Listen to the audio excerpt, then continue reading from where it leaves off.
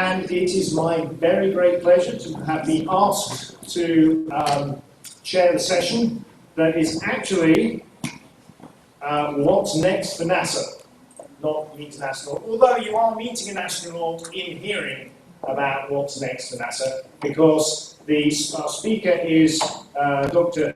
Katie Coleman, and she's logged more than, according to the thing here, and I haven't got my glasses, so you'll have to excuse me, more than 4,000 hours in space on various expeditions, and has most recently, I believe, come back from living on the space station, the International Space Station. So I'm sure we'll hear something about those experiences as well as what's next for NASA.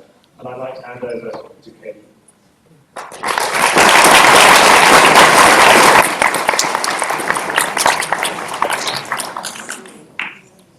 My job here. Okay. Get lost here. All our stuff. So, what's next is a relative question. I think most of you were in here for the Mars rover briefing, which I was in the back. And it's just, isn't it amazing that it's, okay, so let's see, it's 6 o'clock, we're going to have the Mars rover briefing, and then we'll hear about what's next for NASA, and then let's see, pizza, or... and it's just a part of our normal life to think about, well, what are we doing out there? And I think thinking about the far future in terms of going to Mars and leaving the planet and settling somewhere more permanently, I think we all know that that's out there, but the reality is that we're not actually ready yet. And the Mars rover things that you saw are some of the very necessary steps to go ahead and understand where we're going so that we're ready when we get there. And one of the ways that we're doing that, making sure that we are ready when we get there, is to use our International Space Station as a test bed. And I know that people often think of astronauts as these very brave, wild, almost reckless people, but we're actually some of the most conservative people that you could imagine in terms of taking risks. In that any risk that you could actually control, we want to control that. And at NASA, that's true as well. And so this is a space station up in space as we speak. Somebody needs to look at what time it's supposed to go over.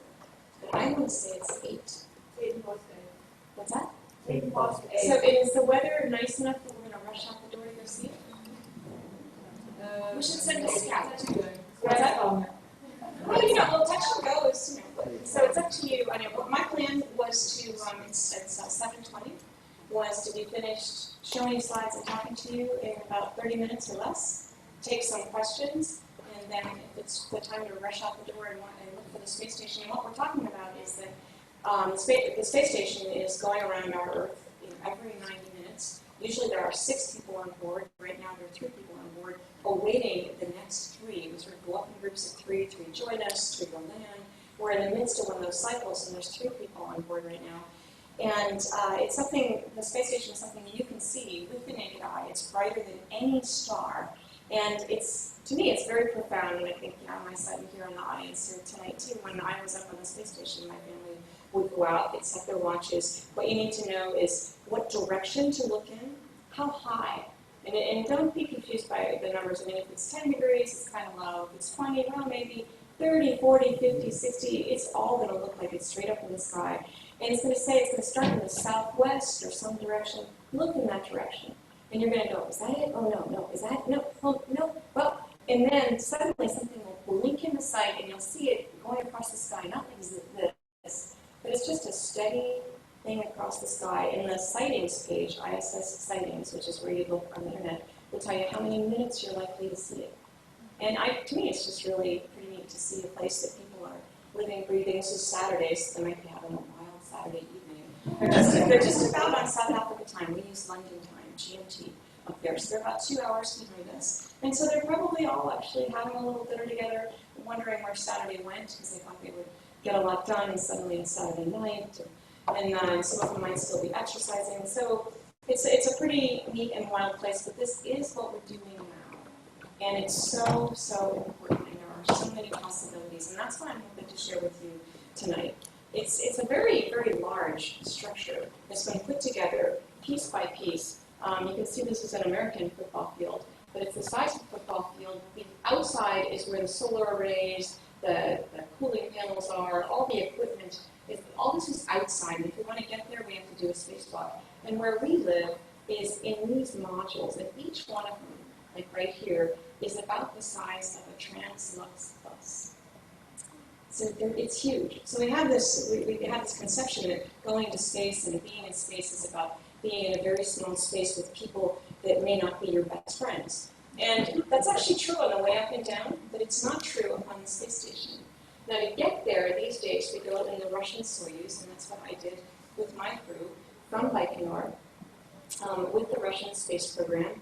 And to me, that was just the way, it's almost like the taxi. It's an amazing rocket ride, and when you're in it, it's astounding. And at the same time, it's being there and what we do there that I think is so important.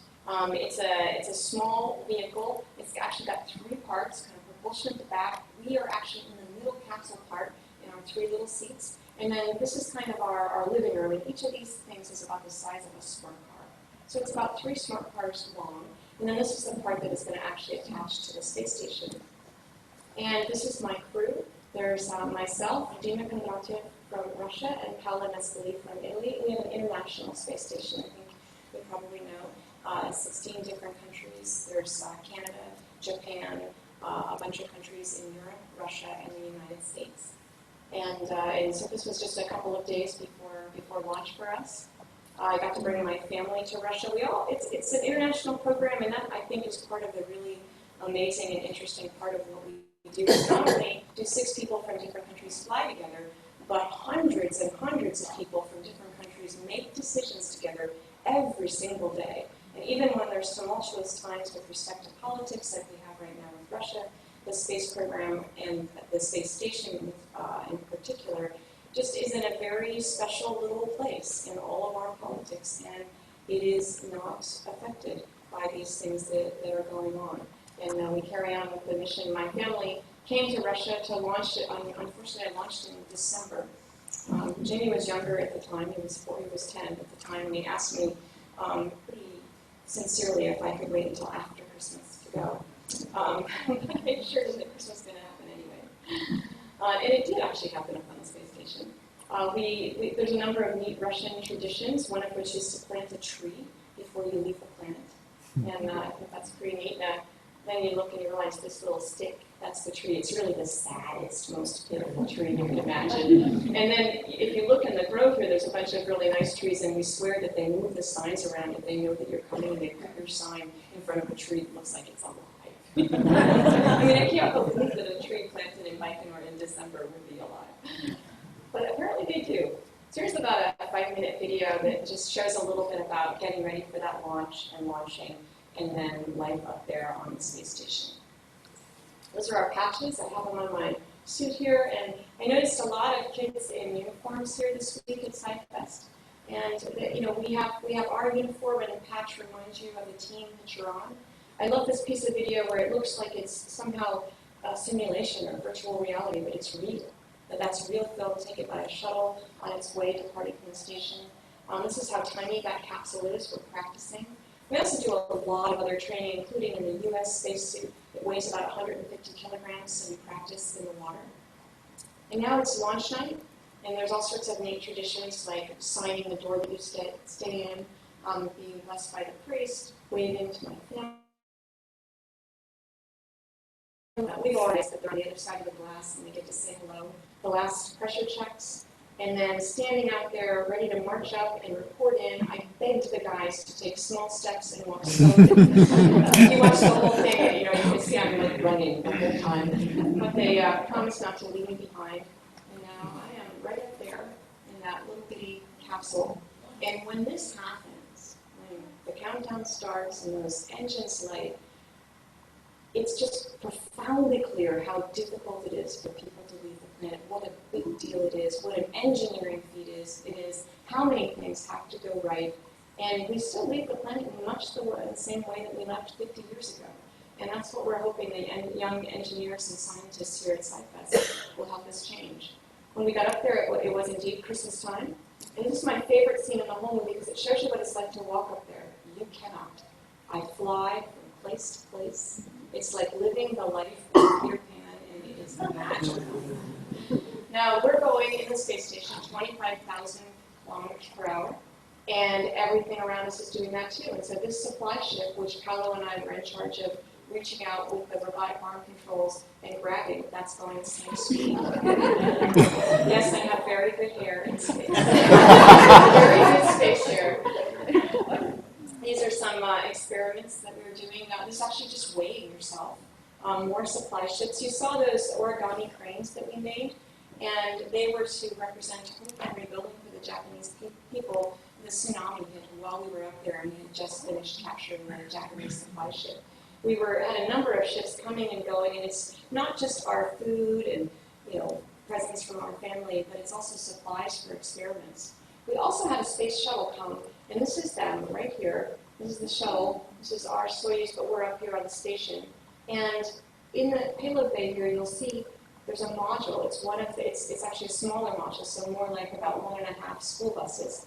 And it's in the back of the payload bay. They're doing a little pirouette in front of us. It's probably the most nervous I was for the whole flight because we have to take pictures of the shuttle's heat shield all over the shuttle, very precise, in focus. And if you don't take them right, you lose a whole day of time together when the shuttle is there, retaking those pictures in a very, very difficult way.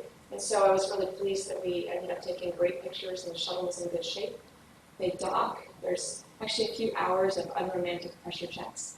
And then suddenly it's time to open the hatch and see the that you know and have spent we're like a family down there on the ground. All the astronauts know each other.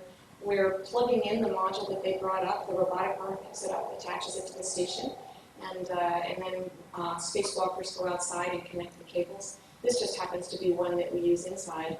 Now here's somebody who we left behind. This is Robonaut. He hadn't had his hands unwrapped at that point.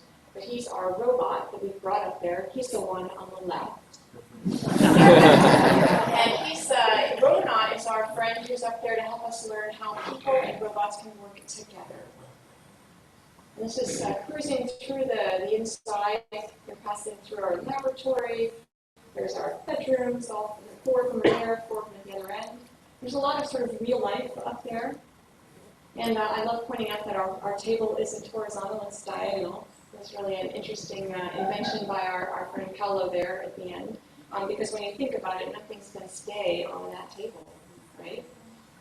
Unless you Velcro it or you tape it down, nothing is going to stay. And that's because up there in space, about 400 kilometers up, we have very, very little gravity, about 10 to the minus 5th. So it's not that there's no gravity, but there's such a tiny amount that we really seem weightless. So when we're up there, here's the 6 of us, and I'll point out there's, let's see, it's going to go, it helps if you push the right button. There's Dima and Paolo and I, and you notice Dima is, all of us in this picture here, we're showing you that we're really excited about going into space. Well, I think it's an important point in terms of cultures and people. This is a picture of all 6 of us excited about going to space. But it's very cultural not to smile in pictures and to have maybe a more formal outward appearance. And so I had to learn that about Dima, and he had to learn some things about me.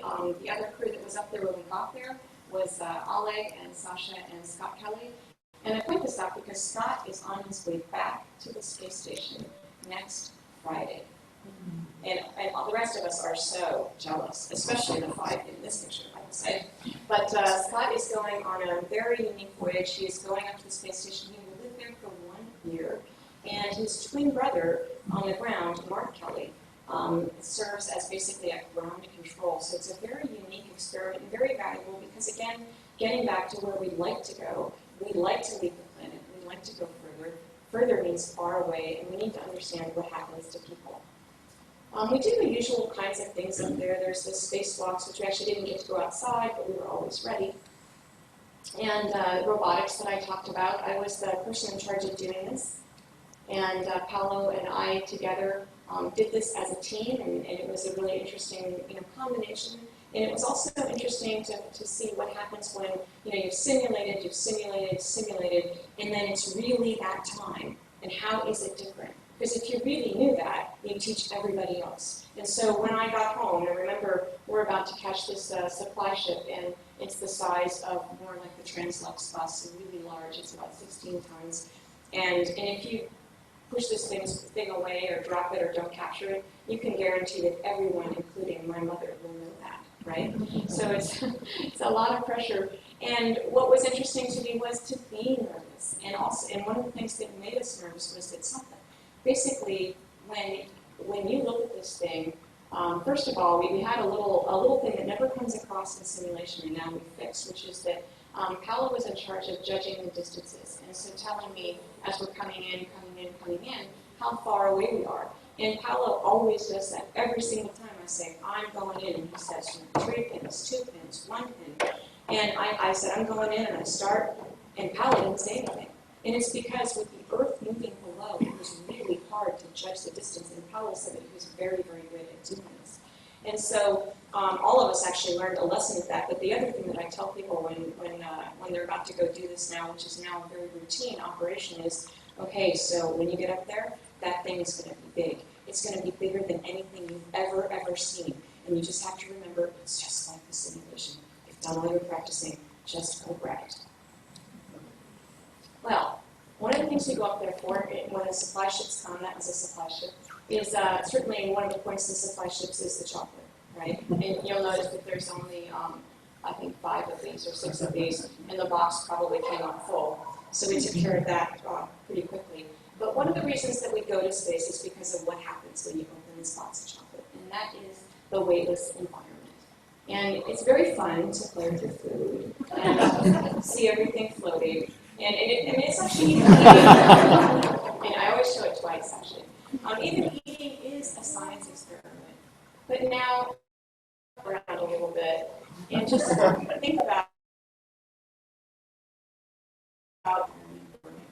down here on the ground, we need to understand about liquids. Liquids involve everything from every processing factory that involves flow through a pipe, where we understand the main forces, like the forces of the wall where that fluid is. We don't understand those, and so that means sewage, that means making things in factories, that means our very own pipes, arteries and veins in our bodies. Those are all examples of things that we need to know more about. But those forces of the wall, they're really small, and they're completely dominated by gravity. So when we go up to space, and we have this weightless environment, and here you see what does a water drop really, really want to do? Well, it wants to maintain its most low energy state. And those water molecules really like each other.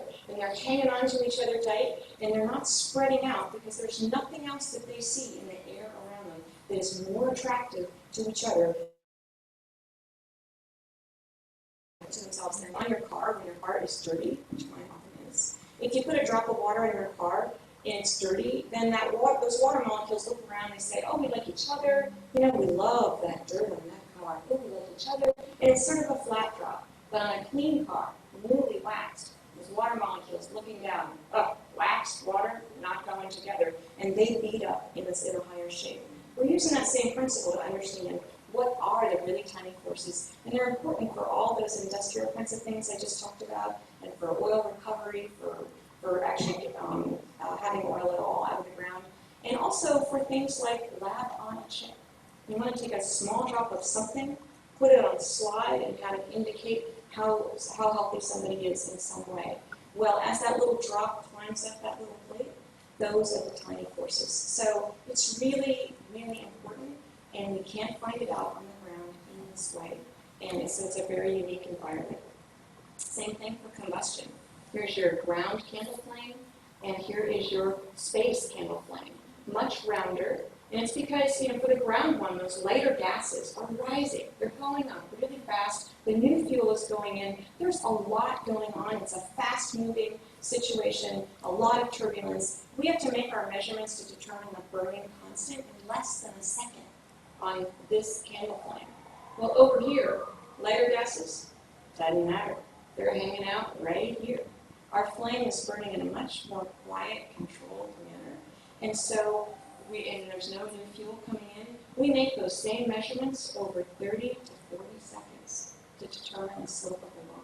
So it's very significant what the differences can be, and what we can learn is more about combustion, how things really burn. We can learn how pollution is produced, then we can learn how to burn things more efficiently. And we get information about spacecraft fires and how to prevent them. Same situation for crystal growth. This is the ugly Earth crystal, a protein crystal used to determine the structure so that we can design a drug for a disease. And here's the beautiful, more perfect space crystal, because those crystal molecules, those protein molecules, get to actually lie down perfectly when they're exactly set without gravity having one of them lay itself down, kind of like building a brick wall. If one brick on that brick wall suddenly lays down crooked, well, the other ones don't know that one's crooked. And suddenly you have a brick wall like this and a brick wall like this, and so you've got a defect if that's your semiconductor crystal. So we're able to grow more perfect crystals up there. More perfect means better resolution, means better information. And so one thing we found out in space was we never knew this little water molecule was part of this structure. And this actually gave us information for Duchenne's muscular dystrophy, for understanding how to make drugs for that disease.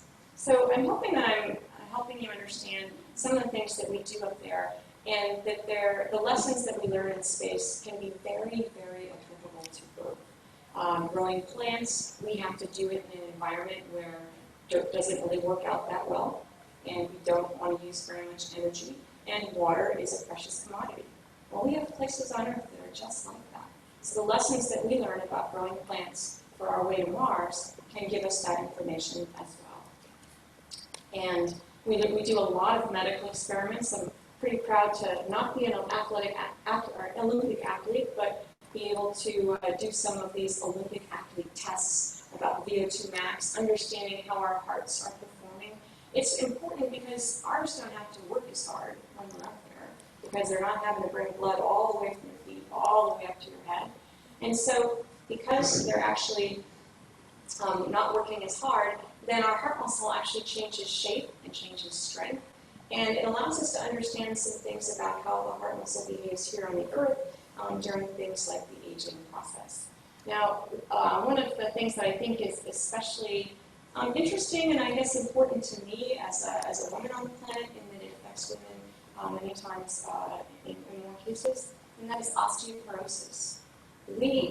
Because we don't walk around on our feet, I mean, there's a lot of interesting reasons if we really understood this, but I'll just explain it in the way I think about it. We lose bone up in space, just like people who are older.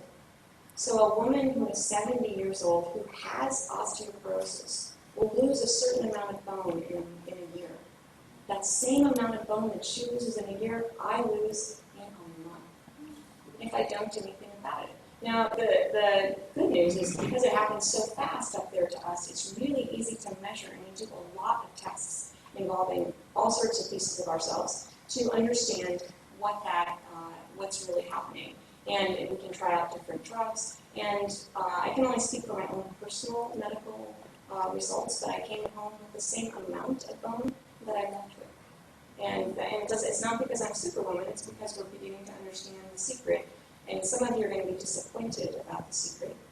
The secret absolutely, positively, definitely involves exercise. It really does. Some of my friends that they were up there when I was up there, and I had this slide here for the kids as well. I really like the girls to understand that there's been a lot of women up in space bringing different skills to the space program. This is exercise up in space, but here's our weightlifting machine. Of course, we can't lift weights, but we have a resistance machine that we designed. Engineers designed it. And this is our treadmill. But we think of it like this, a little upside down. And here's a little clip that shows you, let's see if it's going to go. I guess it's not going to. Sometimes it's slow. Let's see. Let's see if it comes back to us. And again, just the fact that we bring a lot of different people up to space. And the problems that we have up there are big, and the problems that we have down here on the planet are big as well. And we really need our diverse workforce to solve them. It was always astounding to me in a group of 6 people the different kinds of ideas and solutions and points of view that we each had. And I would say that the hardest thing about being an astronaut in a space station with 5 other people that you do not get to pick and you cannot kick off the ship is really trying to, every single day, be open to what they bring to the equation, even though you may not like the way they are, you may not understand their gifts, but certainly everyone brings to some. Everybody does different things up there in their spare time. I'm a flute player, an amateur one, but I love to play. So I brought up Irish flutes for the chieftains, and a silver flute for Jethro Tull. And usually this would have a flute coming up. Usually you would get to see, it's something you can see on the internet, but it's really just a beautiful duet that we did. It was a duet between Earth and space. Now I was up there in May of 2011, or April 12th of 2011, and that was the 50th anniversary of human spaceflight.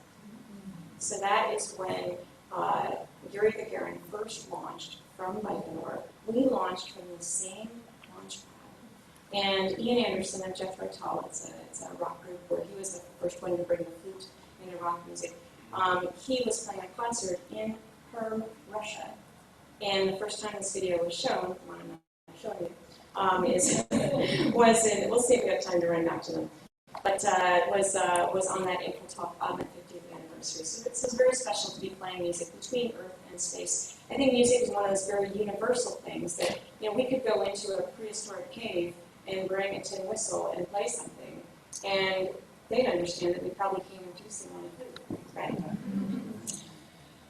Anyways, a little bit about looking outside, which is, I think, profound in terms of being a human, being able to look out a window. This is a very different window than we had as in the early days of the space program until just the middle of the space station. And that is because it's got sides to it, and it's got a window here. And so instead of having just a port, window, like if you're looking for some tiny island to come by, like maybe a set of islands like Hawaii, you have to know what time it's supposed to come, where to look. And the space station, if we get to see it, goes like this. It's nice. Hawaii goes by about 7 kilometers a second. It's really, really fast. And so through a little window like this, it's just really hard to do. But with these windows, where you can look out and you can see something coming, and maybe it's the place that you live and the place that you love, and then it's right there, and you feel like you're right there, and then you just spin around, and then you watch it receding in the distance, and you can also see the curve of the Earth when you do that. And to me, it's just a very, very significant human event that I got to do over and over again over that 6-month mission. This is the space station, the Earth, the clouds there. This is what it's really like for us. So let's go back for a second. So that you see the space station is looking down at the Earth. Well, I always think of having a view as being on the top of something, and I kind of think I'd be on the top up here, but really, you have to be on the bottom looking down. So we always have to look at the map and say, okay, so if it's on the right, then we're going to be on the left. And the whole 6-month mission, we still always kind of have to do that transformation. It was interesting to me. We took 60,000 photographs. Right now, they have high-definition cameras on the space station. You can watch it live on your computer anytime you want. Every picture that we took, of which there are hundreds of thousands, is on the internet. I myself took many, many pictures of places that I thought were really interesting. This is Italy, indeed shaped like a boot. And where I'm from, and where Jamie over there is from, this is Boston, Cape Cod. A friend of mine, when we went up the first time, we were both from Massachusetts, and we looked down and we saw this, and he says, "Oh my gosh, it looks just like the map." It's really great. And anyway, so you can see this is New York City down here, the Hudson River. It's a little easier in winter. This is the Quabbin Reservoir, and Jamie and I live right over here in western Massachusetts. And what I love is that things look different depending on how you look at them. When you look, even closer and sort of straight down and magnified, I think, okay, what's everybody doing down there? And then when I see a picture like this, it really kind of tugs at me, where it just makes me feel like, what it was like to have the place that you live and love just go away again. But you know what? You're going to be back in just 90 minutes, or at least a little bit to the left of it. And a place that you love. And I have this slide from Ellen Stockman of South Africa. And so I'm hoping this is a familiar. There we go.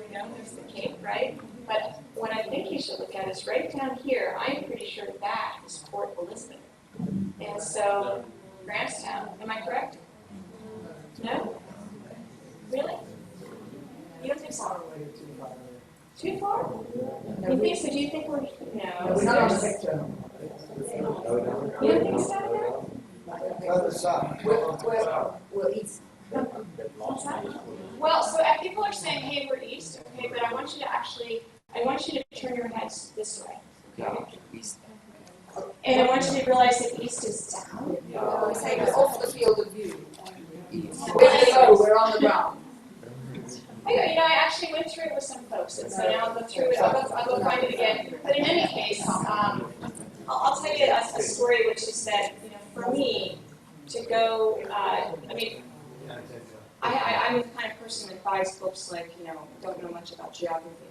And so I can read them and learn things like Geography for Dummies. And so for somebody like me, finding South Africa is pretty simple, right? And it's actually just really beautiful and striking to see from space. And so, it's not like you had to be like looking for some small place somewhere. It's just right there, that here it is Africa, and you are there.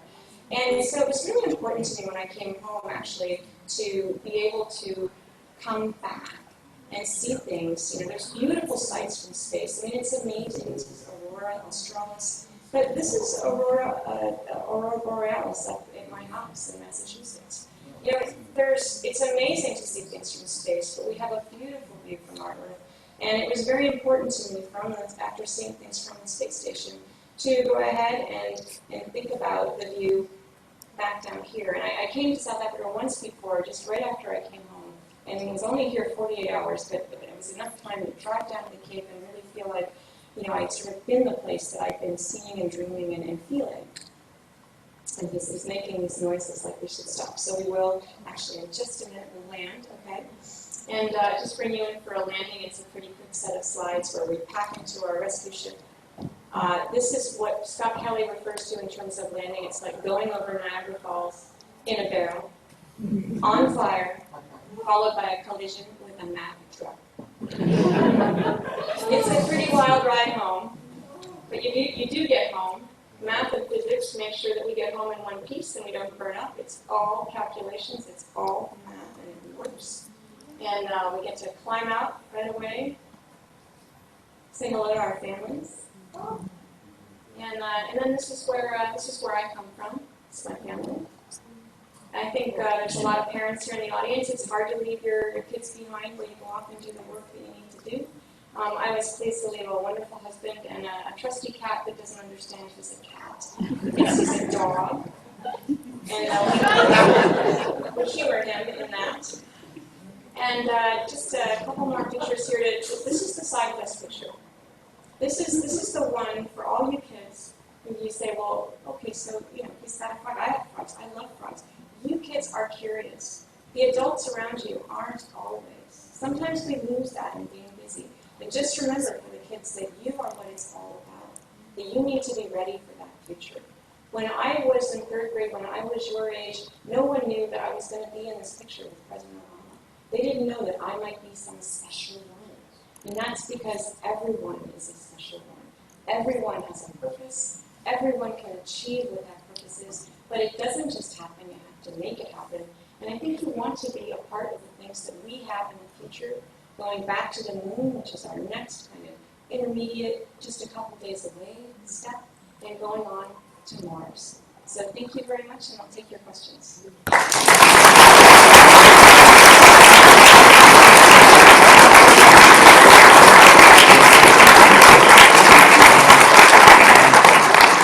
Well, thank you very much, Katie, for that wonderfully concise and inspirational talk. Giving us a flavour of what it's like out there and why doing it and looking into the future.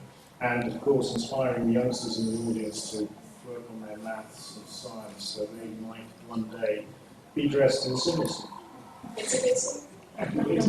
Because I have had people say how comfortable it is. Now, I hope I've given you a little time there to get your wits about you and have those questions ready. We have a few minutes for questions, maybe 2 or 3.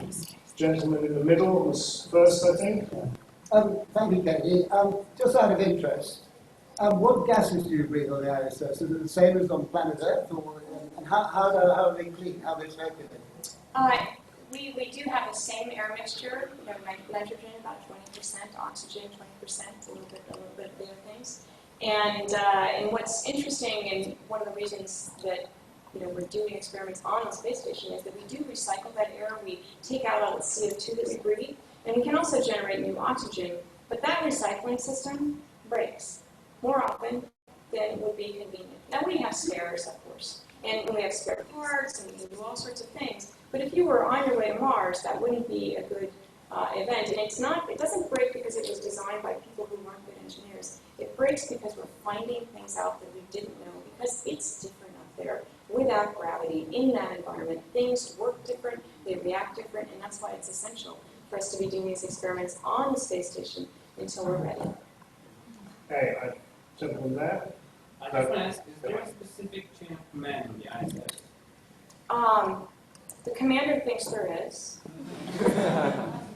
There is. It's very collaborative, and at the same time, we definitely have a commander. It's a formal thing that they're in charge, and especially during emergencies, we practice those things together. We practice communicating together, and we have enough kind of things come up. Even though in a simulation you know that the space station isn't going to burn up on the ground, it's still there's enough people watching that you'd be embarrassed to make some mistakes, and so you're just enough sort of nervous. You make the mistakes that you might up there, and you learn from them as a crew.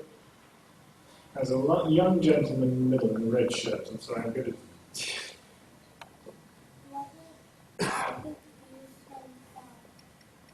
Why did I? Does it use sun power? Does it use sun power? Absolutely use sun power. I don't know if you remember the first picture, those big sort of wings that were across the tip of it. Those are solar panels. So there's a gentleman in brown here with a blue shirt. How does the lack of gravity affect the embouchure on your flute? It's funny. If I was an excellent musician, I might actually kind of feel it be different. What is different is that it doesn't stick. And playing an instrument, often there's a gravity component where you sort of have it by this finger and that finger are pushing, and there's a gravity part. And without that, it kind of bumbles around a little bit. And I see it in films when I'm doing it. But for my level of playing the flute, it didn't really affect me. I think I saw one of the astronauts wearing a wrist watch. And I was wondering whether it's an ordinary watch and whether he checked after so many days up there whether there's really been some gain or loss, or does it sort of automatically? It is. You're very perceptive. It's actually very much an heart rate. It's we wear a number of different kinds of watches, and sometimes you'll see us actually wearing several at one time. And so it's actually often monitoring sleep and wake and movement, and it's logging all sorts of things. So there was no ordinary watch that I could take up there and really check whether that stuff. Well, we wear ordinary watches as well. Yeah, and in fact, all the space watches are like bigger than my wrist, and so I brought your ordinary watches with me as my special little things. There's a question. Yes. I wanted to ask about the Robonaut, what you found. We were speaking about interacting with humans and robots and what kind of collaboration you got with that. What were you finding? Well, I wasn't able to actually, our part was to actually set him up and get him ready, and then his software actually came up sadly on the next mission. It broke our hearts because we really had been very ready to work on that, but it just was the way it worked out. And what we are finding is, you don't want this robot to be able to knock you off the space station, right? And you want to be comfortable working next to it. And so you have to figure out what it can do, what it can't do. Things like when you're going to reach out and you're going to maybe take a switch. If you want to move a switch up or down. We're trying to learn what are the tolerances. Without gravity, a lot of our engineering has gravity engineered in. And in fact, our very human engineering, is always calculating when you're going to throw something. You're actually calculating throw up so it can come down. And so understanding what the tolerances are so that things can happen more exactly up there is one of the big things we've done. But also getting people comfortable. At first they didn't want Robonaut to be able to do much of anything because they're afraid he would hurt us. And so just learning to increase those bounds and let robots do more and more, And people talk about whether it's robots or humans that will discover Mars. Well, it's definitely humans that will discover Mars, but not without the robotic component that actually helps us understand the environment before we get there and does some of the work that doesn't need to be done by humans. Humans need to do the things that humans bring uniquely and robots bring really a lot. I think we have time for one quick question. Okay, gentleman in blue. Protocol for tweeting astronauts and ISIS? Protocol for tweeting? Yes. There's not really a protocol. You can do it if you like. When I was up there, the internet was actually so slow that it wasn't, we did have the internet. I mean, you could actually, you could buy something on the web. But could you get it delivered? Delivery would be hard. But it wasn't, to me, it was more efficient to actually just send down my tweets and then somebody would post them. But now the internet is much better. Some people are doing them live. Some people are having people do them, having people tweet for them. People are usually pretty straightforward. You'll actually see someone, you'll see in somebody's like Facebook account, you'll see an initial at the end or something like that that indicates that someone else posted it for them. But most people are writing their own things. I encourage you, we'll advertise them here. The people that are up there right now are really, really neat. Samantha Cristoforetti from Italy, Terry Burtz, and Anton Shkaplerov. And they are all tweeting and Facebook and Google+. And Samantha is a special friend. And I love her blogs on Google+. And she'll usually post links to them. It's a way to go to the space station yourself and find out all sorts of interesting things you never even thought to have a question about.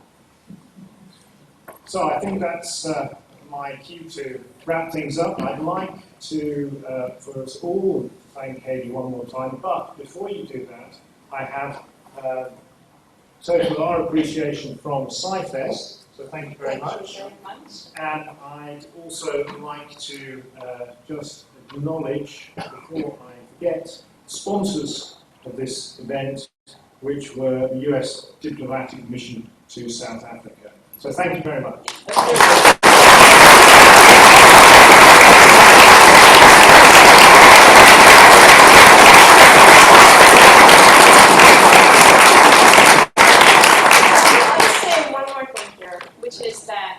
You thank the sponsors, and indeed without them, we wouldn't be here.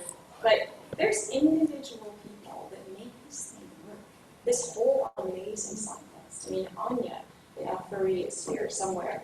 Jim Adams, my boss, Steve. This is like a fountain of education in South Africa. And I want to thank them, but I also want you to realize that when you think, well, maybe I could do that, but would it really make any difference? I mean, these people are changing people's lives. And I really think that it's empowering for you to realize that you can do that too, with just a little bit of an effort. And in one, 10-second time with a child can change their life. There's no doubt in my mind. And you shouldn't let the uniforms, fool you. In that, when I'm not wearing this, people don't think, oh, she's an astronaut. They think I'm a regular person, and I am, right? Well, who else is out there? Who else is here at Scifest? There's a lot of interesting people here. Ask them who they are, and go that extra effort for the kids because they really need it. So thank you.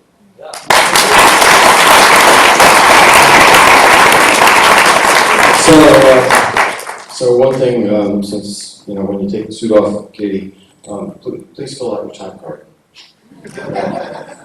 Anyway, what we've learned from Kevin Govinder is that the skies have cleared, and the ISS is supposed to go over at about 21 degrees southwest at roughly 8:10 tonight, and that's in you've got the wrong. That's in 8 minutes. Kevin is also setting up a telescope out in the entrance just in case. So why don't we clear the room? And we should go downstairs outside the room. Yeah, go downstairs and outside the front. That's right. And long together. Together for the ISS.